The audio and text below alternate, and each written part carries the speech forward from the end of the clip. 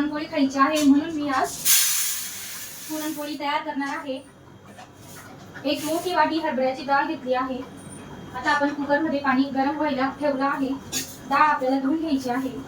डाळ धुवून घेतली आहे। आता आपण ही कुकरला शिजवणार आहोत।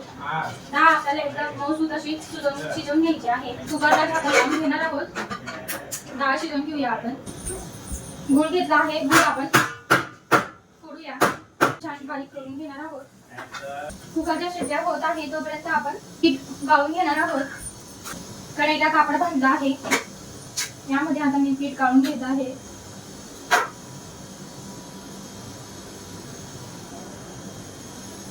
असं मस्त असं आपलं हे पीठ गाळलं गेलेलं आहे। डाळ शिजली का आपण पाहूया। डाळ अशी मस्त सॉफ्ट शिजली आहे। डाळ मस्त शिजली आहे तर आता आपण काढून घेणार आहोत। आपली डाळ थंड होत आहे तोपर्यंत आपण पुरणाचं पीठ मळून घेणार आहोत। 1.5 चमचा तेल घातलं आहे। 1 चमचा साखर आणि चवीनुसार मीठ घेतलं आहे। हे पाणी आपण यामध्ये घालूया। सगळं एकत्र करून पीठ आपण मळून घेणार आहोत।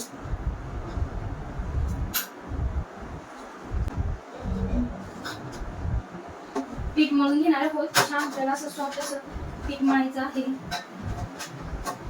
तेल टाकून घेणार आहोत। डाळ आता थंड झाली आहे। परातीमध्ये काढून घेणार आहोत। यामध्ये 1 वाटी गूळ घालायचा आहे। काढून घेणार आहोत। डाळ आपली थंड झाली आहे।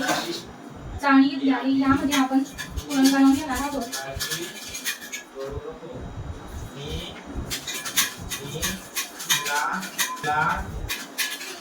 तयार होत आहे। कढईत छान आपण पुरण थोडं घट्ट करूया। थोडं पातळ आहे म्हणून आपण छान घट्ट करून घेणार आहोत।